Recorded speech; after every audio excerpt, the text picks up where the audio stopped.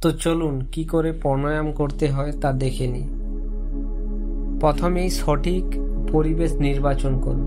একটি শান্ত এবং আরামদায়ক স্থান বেছে নিন। তারপর সহজ আসন অথবা পদ্মাসনে বসে পড়ুন। আপনার মেরুদণ্ড সোজা রাখুন, কাঁধগুলো শিথিল রাখুন এবং হাতগুলো হাঁটু বা উরুতে রাখুন। কিছু সময় শিথিল করুন, চোখ বন্ধ করুন, শরীর শিথিল করুন এবং কিছু স্বাভাবিক শ্বাস নিন। শ্বাস প্রবাহের পর মনোযোগ দিয়ে এবং নিজেকে কেন্দ্রিত করুন। প্রাথমিক প্রাণায়াম চর্চা। নাড়ি শোধন। এটি আপনার শরীরের শক্তি ভারসাম্য বজায় রাখতে এবং মন শান্ত রাখতে সাহায্য করে। আরামদায়কভাবে বসুন। ডান হাতের আঙ্গুল দিয়ে ডান নাক বন্ধ করুন। বাম নাকে গভীর শ্বাস নিন। বাম নাক বন্ধ করে ডান নাক খুলে দিন।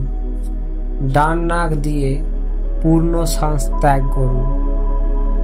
ডান নাকে গভীর শ্বাস নিন। ডান নাক বন্ধ করে বাম নাক খুলে দিন। বাম নাক দিয়ে পূর্ণ শ্বাস ত্যাগ করুন। এইভাবে 5 থেকে 10 রাউন্ড পুনরাবৃত্তি করুন। উজ্জয়ী প্রাণায়াম। এটি মনকে শিথিল এবং শরীরকে সজাগ রাখে। গভীর শ্বাস নিন এবং হালকাভাবে গলায় শব্দ করুন।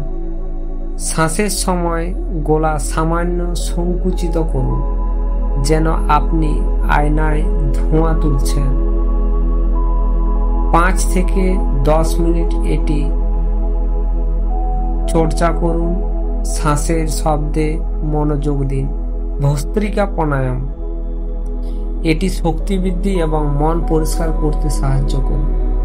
সোজা হয়ে বসুন, গভীর শ্বাস নিন এবং তারপর দ্রুত এবং শক্তভাবে শ্বাস ত্যাগ করুন।